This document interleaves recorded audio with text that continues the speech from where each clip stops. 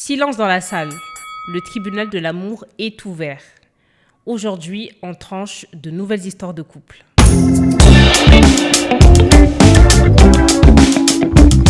Bon, salut à tous, on espère que vous allez bien. Donc, on se retrouve aujourd'hui pour le 3e épisode du Tribunal de l'amour. Vous avez l'habitude du format. Juste avant, on tient à remercier toutes les nanas qui nous ont envoyé leur histoire. Du coup, parce qu'on s'était plaint la dernière fois qu'on n'avait pas cette histoire de nanas. Donc, voilà, cette fois, on a du coup 2 histoires de femmes du coup sur lesquelles on va se prononcer.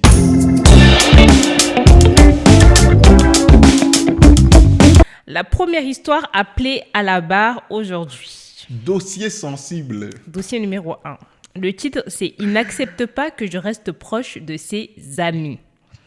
Bonjour, Massébelle. Je suis en couple depuis presque 3 ans. Globalement, ça se passe bien, mais il y a un sujet qui crée de plus en plus de tensions entre nous. Depuis le début de notre relation, je me suis très bien entendue avec ses amis. Certains sont même devenus de vrais amis à moi. On discute, on se voit parfois en groupe, il m'arrive même d'échanger avec eux sans qu'ils soient présents. Okay. Pour moi, c'est naturel. Il n'y a jamais eu d'ambiguïté. Le problème, c'est que ça dérange de plus en plus mon copain. Il me dit qu'il trouve ça bizarre, que ce sont ses amis à la base et qu'il n'est pas à l'aise avec le fait que je sois aussi proche d'eux. De mon côté, j'ai l'impression qu'il ne me fait pas totalement confiance, alors que je n'ai jamais rien fait de déplacé. J'ai même parfois le sentiment qu'il est jaloux, mais il refuse de le reconnaître et parle plutôt de limites à respecter.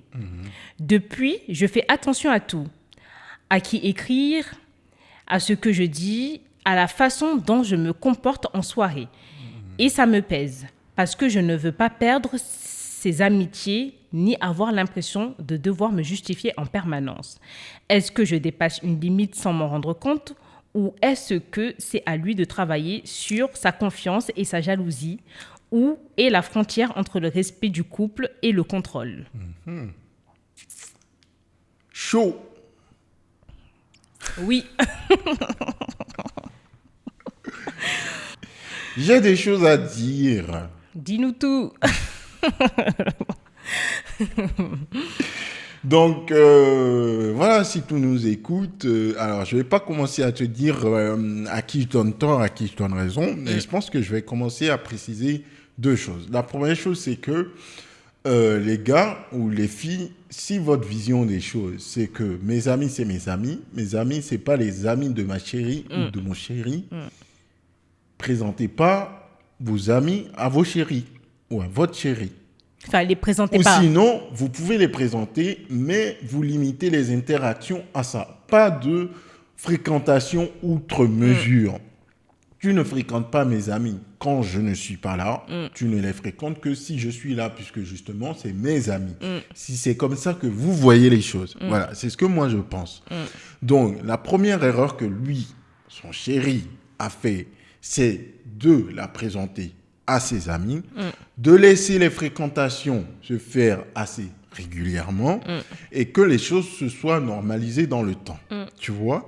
Et c'est seulement au bout d'un moment, quand il a vu que la mécanique était bien rodée et que tout se peut passer relativement bien, c'est à ce moment-là qu'il se réveille et qu'il commence à tenir son discours. Et là, moi, je suis partiellement d'accord sur le fait que peut-être qu'il y a une petite pointe de jalousie. Ouais. Tu vois ce que je veux dire? C'est comme si moi, j'étais ami avec quelqu'un et je présente un de mes amis à mon ami et que finalement, cet ami devient plus ami avec mon ami que moi. Ils se voient même sans toi, ils font des activités sans t'appeler et tout. Voilà, c'est ça. Alors que à la base, c'est moi qui ai été l'intermédiaire entre les deux, ouais. Donc leur amitié est devenue beaucoup plus forte et beaucoup plus fluide et nouée que l'amitié que moi j'ai initialement avec mon ami. Donc oui, forcément, ça génère une petite jalousie, il faut se dire les choses. Tu vois. Là, encore plus, c'est si sa c'est copine. Avec ta chérie. Voilà, donc, tu vois. Donc moi, je pense que oui, il y a un petit souci de jalousie. Alors sur le fond, deuxième chose que je voulais dire, c'est que je suis d'accord avec le discours. Le discours qui veut dire, oui, je pense qu'il dit que ce n'est pas une question de confiance, que c'est une question de respect. Moi, personnellement, c'est comme ça que je vois les choses. Je veux pas... Alors, justement, pour que ce type de choses fonctionne, il faut 2 préceptes. Déjà, toi, tu n'es pas ami avec mes amis et moi, je ne suis pas ami avec tes amis. Ouais. Tu vois? Et aussi, toi, tes amis, ça doit être que des meufs et moi, mes amis, ça doit être que des mecs. Je ne veux pas que tu aies des amis mecs et moi, je n'aurai pas d'amis meufs. Tu vois?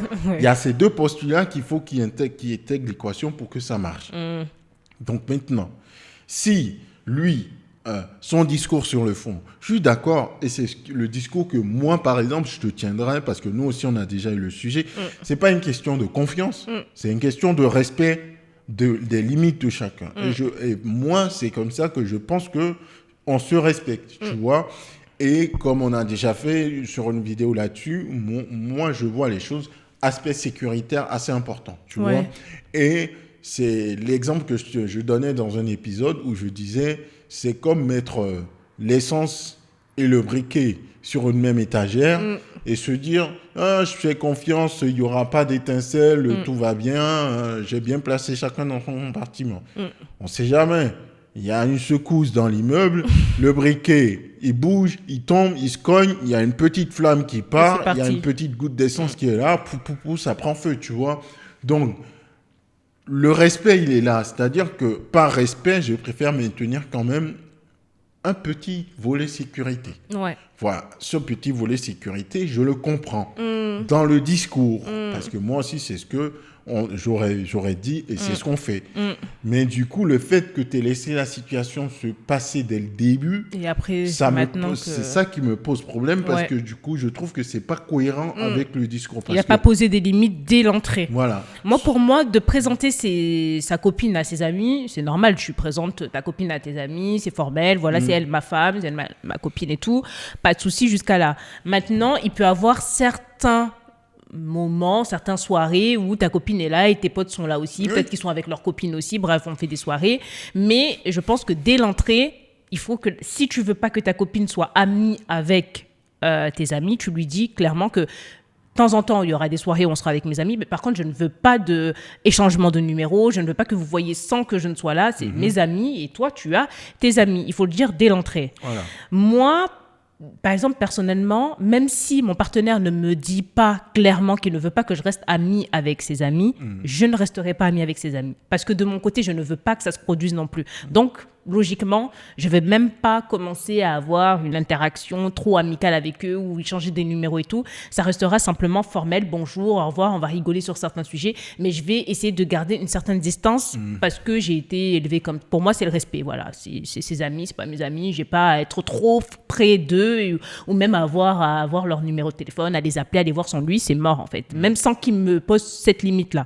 Mais je comprends qu'il y a certaines personnes qui ont besoin qu'on leur dise clairement, je ne veux pas que tu ailles jusqu'à là, parce que pour eux, c'est rien. Tu m'as présenté tes amis, je m'entends bien avec eux. J'ai trouvé des centres d'intérêt avec certains de tes amis, bah, je reste amie avec eux et puis je vois pas où est le souci.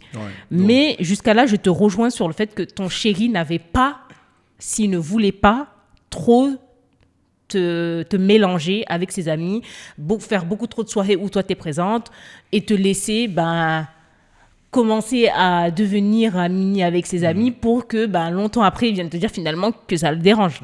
Voilà, il aurait dû dès l'entrée poser ses limites et dire je ne veux pas que ça se passe comme ça. Je suis devenu un petit peu jaloux quand même que sa chérie peut-être commence trop à sympathiser avec ses amis. C'est ce que moi je pense. Parce que... Peut-être qu'il ne s'attendait pas à ce que tu t'entendes autant avec ses amis finalement. Et là, il se dit merde, en fait, elle s'entend bien avec mes amis. Elle est peut-être même plus cool que moi avec mes amis. Et ça commence un petit peu à le piquer dans son ego d'homme. Il se dit non, en fait, j'ai pas trop envie de ça. On va calmer les choses. Ouais, donc, du coup, ça pose la question de qu'est-ce que tu fais maintenant Et tu as 2 options. Soit ta relation est plus importante pour toi que l'amitié que tu es en train de nouer avec les amis de tes amis. Enfin, les amis de ton chéri. Et donc, voilà, tu fais ton petit compromis. C'est-à-dire, bon, mon chéri, il veut pas. On peut toujours se voir avec ses amis quand lui, il est là. Ça ne veut pas dire qu'on va couper toutes les interactions. Mais mes interactions très personnelles avec ses amis en son absence ou interpersonnelles avec chacun de ses amis, quand lui, il n'est pas là, Bah voilà, je calme, tu vois, je vais arrêter ça parce que voilà, c'est ce que mon chéri veut et j'ai bien envie de continuer la relation, j'aime beaucoup mon chéri et ma relation est plus importante pour moi que les liens que je noue avec les amis de ses chéris. Ça, c'est ta première option. Ouais. Deuxième option, et ben voilà, tu t'en fous. Hein, complètement, tu n'en as strictement rien à faire. Tu vois les choses de cette manière et tu te dis que c'est important quand même que je puisse savoir mes amis comme voir et fréquenter mes amis comme je l'entends, même si c'était à la base les amis de mon mari. Tu peux voir les choses comme ça. Et à ce moment-là, si ton mari il veut pas céder là-dessus parce que voilà, comme il te dit, c'est une question de respect. Même si j'ai un petit doute, hein, moi, je pense qu'il est plus un peu jaloux quand même qu'autre chose. Voilà, et tu te dis non, ça peut pas se passer comme ça. Et à ce moment-là, tu maintiens la relation, la fréquentation avec les amis de ton mari, mais le risque, c'est que votre relation, elle, du coup, elle dure pas, tu vois. Mais je pense que dans les deux cas, les deux choix sont difficiles, tu vois. Dans l'un ou l'autre des cas, il va falloir faire un sacrifice. Ouais. Moi, personnellement, ce que je pourrais te dire, c'est parler avec lui. Donc, l'asseoir et lui demander c'est quoi ce changement d'avis, en fait. Pourquoi, dès le début, il t'a présenté à ses amis? Pourquoi il a laissé les choses se faire jusqu'à maintenant pour finalement venir te le reprocher? S'il ne voulait pas, il aurait dû poser ses limites dès le départ, lui demander finalement qu'est-ce qui a changé du début à maintenant. Est-ce que finalement, lui dire clairement, en fait, est-ce que c'est de la jalousie? Est-ce qu'il ressent de la jalousie? On est en couple, on est copain-copine, on est dans une relation. Sois sincère avec moi, qu'est-ce qui te dérange? Est-ce que j'ai dépassé certaines limites à un moment donné qui t'a donné envie que j'arrête cette proximité avec tes amis? Est-ce qu'il y a des choses que je fais qui te dérangent? Il y a des attitudes que j'ai ou quoi? Posez simplement vos limites. S'il te dit OK, je veux bien que tu sois de temps en temps avec mes potes et tout, je veux que tu arrêtes simplement de les appeler ou de les voir sans moi, ou voilà, il te dira clairement ce qu'il veut ou pas, ou je sais pas, mais voilà, entendre ce qu'il te dit par rapport à ça et poser un cadre pour ne pas qu'il y ait d'ambiguïté par la suite et que vous trouvez un terrain d'entente surtout. Tribunal de l'amour, verdict. Yes. Bon, dans cette situation, ton chéri est totalement coupable en fait. Il est coupable parce qu'il n'aurait pas dû te présenter à ses amis si ça le dérangeait. Aujourd'hui, il voit que tu t'entends beaucoup trop avec ses amis, donc ça le rend peut-être jaloux et peut-être un petit peu insécure. Hein. Et voilà, il est coupable, il n'aurait pas dû. Et poser ses limites dès le départ. Ouais, je pense aussi. Bon, j'espère qu'il n'est pas abonné à notre chaîne, hein, parce que s'il entend ça, il va se désabonner. On va perdre un abonné. Mais après, on ne peut pas aller dans son sens, tout ça, parce qu'on ne veut pas qu'il se... Donc, je trouve que voilà, c'est pour ça aussi que c'est important, quand on rentre dans une relation de couple, de fixer ses limites dès le départ.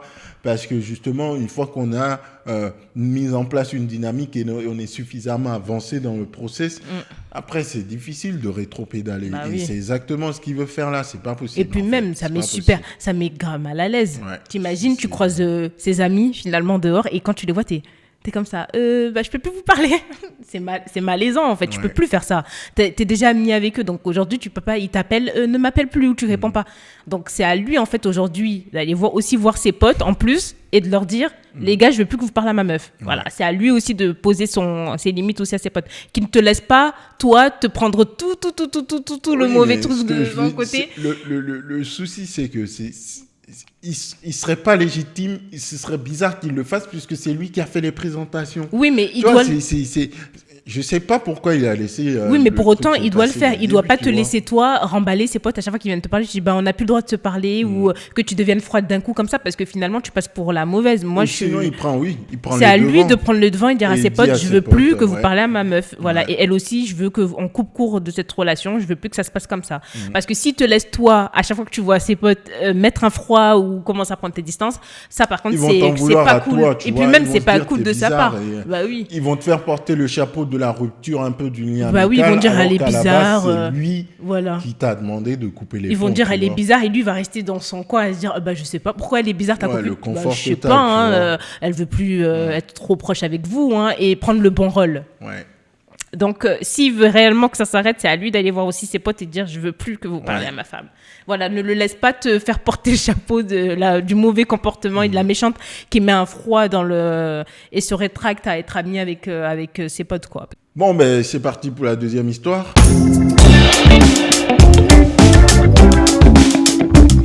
Alors, le titre de l'histoire, c'est J'ai peur de partir et encore plus de rester. Alors, salut ma c'est belle, je suis en couple depuis 7 ans. On s'est rencontrés très jeunes, on a grandi ensemble. Sur le papier, tout va bien. Il est fidèle, respectueux, présent quand j'ai besoin. Nos familles s'entendent, nos amis nous voient comme un couple solide. Mais depuis quelque temps, je ne me reconnais plus dans cette relation. Je ne ressens plus cette envie, cette excitation. Je me surprends à imaginer une autre vie, seule ou avec quelqu'un d'autre, et ça me fait culpabiliser énormément.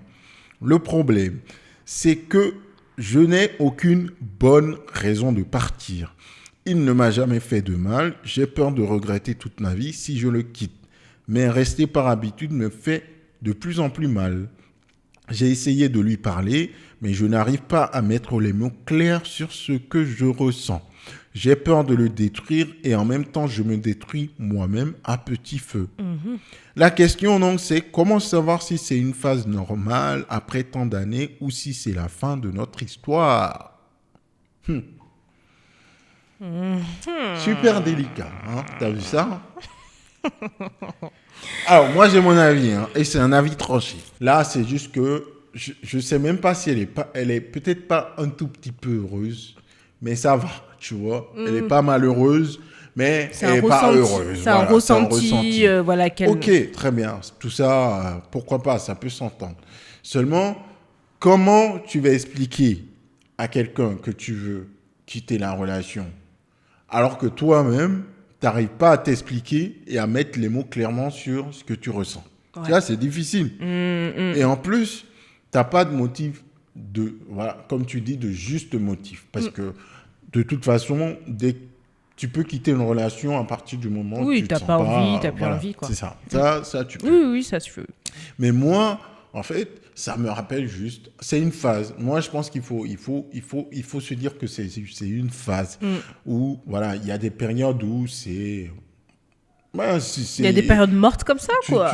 Tu suis le flot, il n'y a rien, tu vois. Oui, après, c'est la routine qui s'est installée, en fait. Après 7 ans, de toute façon, on dit toujours qu'il y a le cap des 7 ans. C'est le cap des 7 ans, la routine s'est installée, on se connaît... Voilà, quoi. Et puis, il y aura des phases de pic où ça va revenir. Il faut le travailler, en fait. Oui, ça se travaille. C'est sûr que si tu laisses la situation perdurer comme ça, il n'y a rien qui va se passer. Oui, il n'y a rien qui va se passer. Hein. Il faut le travailler, il faut le discuter. Il faut y penser, il faut mettre en place des trucs. Ouais, c'est toujours... En fait, je pense que c'est ça qui fait chier beaucoup de nous, les jeunes aujourd'hui, dans les relations de couple. C'est que, tu vois, quand le truc ne s'est fait pas de lui-même et qu'il faut en parler, mettre en place des trucs. Ouais, ça nous fait chier. Ouais. Ça fait chier. On a besoin que ça soit naturel, voilà. Que l'alchimie soit là tout le temps. Mais le problème, c'est que cette alchimie, l'envie, l'excitation, tout ça, c'est quand on connaît pas encore quelqu'un et qu'on flirte au début que c'est là, dans les premières deux années, il y a tout ça. Mais au bout d'un moment, le truc, il est installé. Hein. Je connais la machine, tu connais la machine. Voilà, il n'y aura pas de... Je sais pas moi, l'excitation. Ça peut pas être la passion tout au long de la relation, quoi. Il y a des périodes où ça sera très waouh, très ça va être la passion. Et puis, il y a des moments, ça va être froid, un peu routinier. Et puis, c'est comme ça une relation, je pense, hein, avec le temps. Honnêtement, comme tu dis, la passion et l'excitation, c'est passager. Ouais, voilà, c'est passager, ça va pas, voilà, ça dure, ça vient, ça vient. Donc, moi, personnellement, je pense que ce serait une grosse erreur de quitter la relation, de quitter la relation et de se retrouver seul ou d'aller se mettre avec un autre que tu n'as même pas encore trouvé et tu sais même pas comment ça pourrait se passer. Et finalement, découvrir que, bah oui, l'excitation, en fait... Parce que là, comme elle a dit, elle rêve de temps en temps de soit le célibat ou même d'être avec quelqu'un d'autre. Est-ce que tu rêves de la nouvelle personne que tu te mets dans ta tête et cette vision, c'est simplement le début de relation. Tu vois, le début, c'est chaud, c'est passionnant. Pendant 1 an, tu vas vivre cette passion, cette excitation du départ. Ouais. Mais tu vas voir qu'avec le temps, ce que tu ressens aujourd'hui dans la relation, tu vas peut-être le ressentir aussi dans cette nouvelle relation que tu vas entamer. Et en fait, tu vas te dire, finalement, j'ai quitté une relation de 7 ans où je pouvais peut-être travailler la relation et essayer de la faire perdurer avec le temps, que simplement aller chercher une nouvelle excitation qui est passager, parce que ça va être passager, hein, de toute façon. C'est toujours comme ça. Et oui, voilà, c'est comme ça qu'il faut voir les choses. Il faut pas partir, faut travailler là-dessus et puis penser à l'avenir. Hein. C'est pas pour te faire peur, mais moi j'ai déjà vu sur des podcasts des nanas qui passent, qui viennent raconter exactement le même schéma un petit peu. En fait, je pense que c'est un piège dans lequel les gens qui sont dans une relation longue ou qui dure depuis un moment tombent. Parce qu'il n'y a plus cette excitation, on commence à se dire que c'est la fin, il n'y a plus rien qui va, alors que c'est pas vrai. Il y a des femmes qui sont venues se plaindre, comme quoi elles ont quitté le couple, pas parce que le mec il était mauvais en soi, mais juste qu'il n'y avait plus, voilà, ce truc.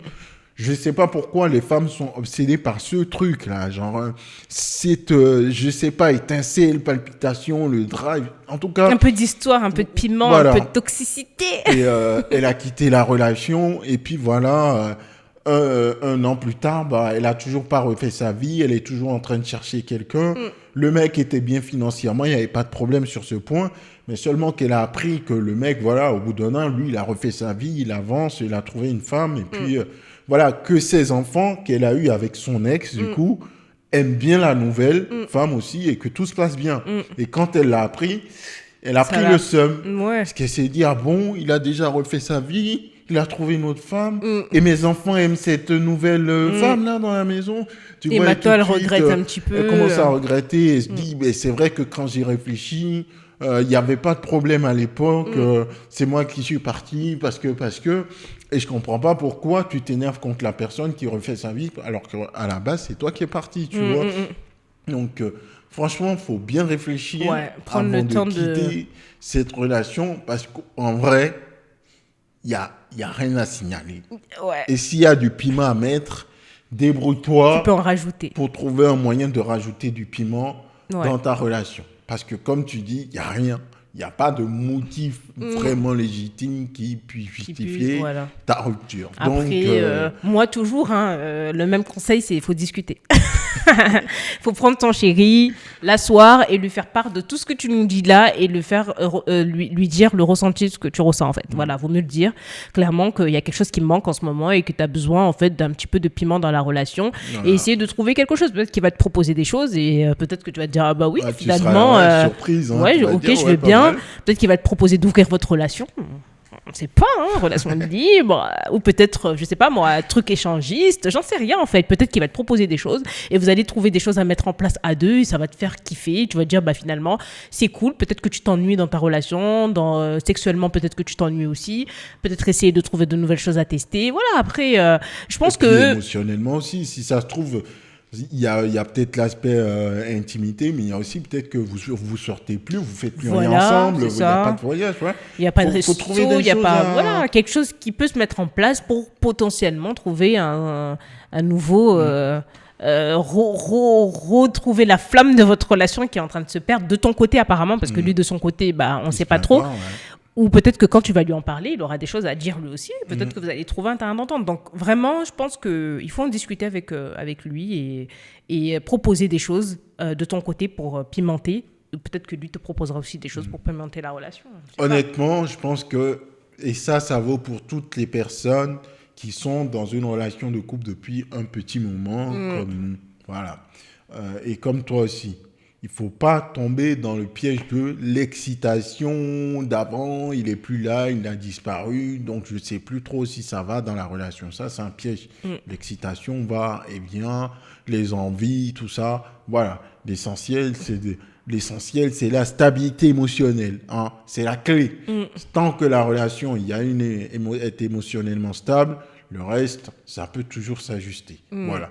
Mais faut pas quitter la relation en se disant parce que il y a Je pas rêve d'autre d'excitation, chose, je rêve d'une autre vie avec quelqu'un d'autre. Ça va te passer. Voilà. Simplement, ce que ça va te passer tout ça. Célibat, ça va te passer. Et rencontrer une nouvelle personne, au début, ça va être cool. Hein. Tu vas rencontrer de nouvelles personnes, ça va être excitant. Tu vas sortir, tu vas retrouver un petit peu un semblant de liberté, un semblant de je profite et tout. Mais très vite, tu vas revenir à la réalité. Tu vas te dire, finalement, être aussi peut-être stable avec quelqu'un, c'est peut-être pas mal non plus. Donc, moi, je te conseillerais pas de quitter maintenant, vraiment. Je te conseillerais d'abord de parler avec ton partenaire, trouver des choses à faire dans ta relation, tester déjà et voir si c'est pas juste un petit moment où tu te sens un petit peu, voilà, tu as besoin d'aller voir ailleurs et tout, et ça va peut-être te passer. Voilà. Donc, essayez déjà de trouver des solutions avant.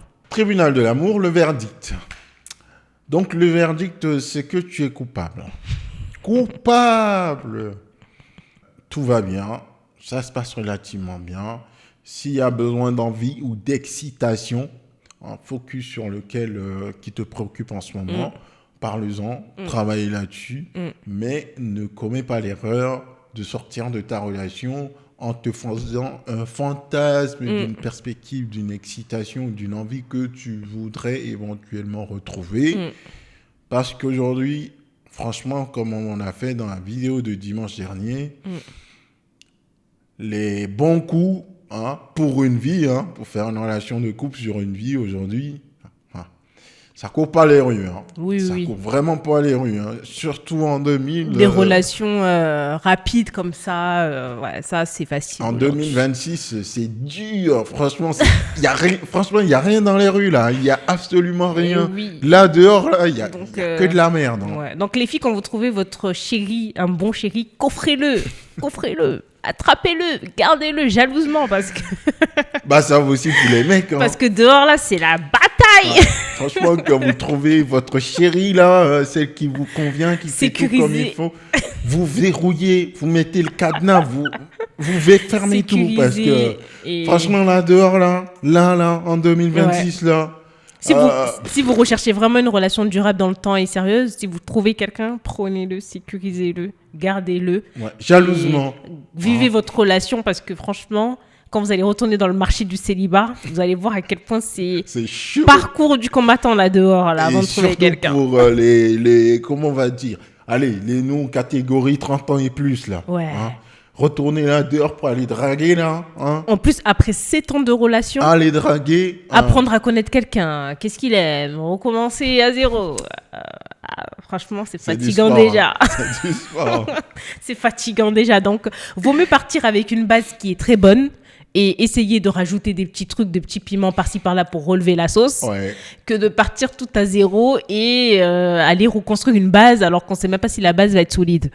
Donc, franchement, là... Les mecs, je vous dis aussi, prenez ça en compte, parce que aujourd'hui, là, les petites filles de 18-25 ans là, qui sont dehors, là, en ce moment, leur délire, c'est plus... red flag. Si ton mec, il a un Samsung et moi, j'ai un iPhone, red flag. C'est vraiment, imaginez le degré du délire. Si c'est un 10, mais il sort un parapluie quand il pleut, red flag. Voilà, c'est ça, vous allez vous reprendre dehors, là. C'est ça qui court les oignons en ce moment. Si vous, qui nous regardez, vous voulez nous écrire, n'hésitez pas à nous envoyer vos histoires sur cette adresse mail-là. On les traitera, du coup, dans